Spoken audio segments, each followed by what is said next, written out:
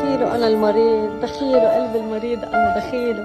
ওপারে পাড়ি জমিয়েছেন শেখ আজিজ আল আজমার। উচ্চতা মাত্র 3 ফুট, অথচ সুন্দরী মডেল, বিলাসী গাড়ি ছিল ভরপুর। হ্যাঁ ভিউয়ার্স, মাত্র 3 ফুট উচ্চতার এই যুবকের জীবন যেন এক অবিশ্বাস্য গল্প। বিলাসবহুল জীবনযাপন করতেন তিনি। তার গাড়ি, তার বাড়ি, তার জীবনযাত্রা সবই একজন সাধারণ মানুষের কাছে অবিশ্বাস্য মনে হতে পারে। বিশ্বের ক্ষুদ্রতম শেখ হিসেবে পরিচিত আজিজ আল আজমার সোশ্যাল মিডিয়ায় ছিল বিখ্যাত। তার উচ্চতা যতই কম হোক না কেন, তিনি জীবনের সুখ ও শান্তি খুঁজে পেয়েছেন। তার জীবন যেন প্রমাণ করে যে শারীরিক প্রতিবন্ধকতা মনের শক্তিকে কখনো হারাতে পারে না। আজিজ আল আজমার নামটি সোশ্যাল মিডিয়ায় একসময় ঝড় তুলেছিল।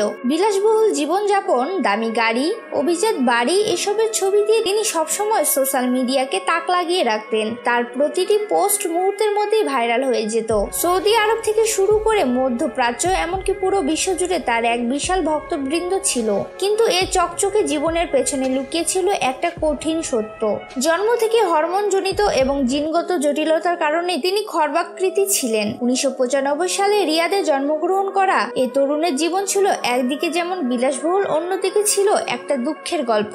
3 ফুটের শরীরে একটা সময় পর থমকে গিয়েছিল স্বাভাবিক বৃদ্ধি। ধীরে ধীরে গ্রাস করেছিল বার্ধক্য এবং জরা। কিন্তু জীবনের এই তথাকথিত অভিশাপকে তিনি বদলে নিয়েছিলেন আশীর্বাদে। নিজের চেহারা এবং রূপ প্রদর্শন করে জোগাড় করে নিয়েছিলেন বিপুল ভক্ত এবং অনুরাগী। টিকটকে ভক্ত ছিল 94 লক্ষ। এছাড়া ইউটিউব চ্যানেলে ছিল 9 লক্ষ ফলোয়ার। আজিজ সোশ্যাল মিডিয়ায় নিজেকে একজন ব্যয়বহুল জীবনযাত্রার অধিকারী হিসেবে তুলে ধরতেন। সুন্দরী মডেলদের সঙ্গে তোলা ছবি আর আধুনিক গাড়িতে বসে তোলা সেলফি ছিল তার প্রোফাইলের নিত্য নতুন সংযোজন।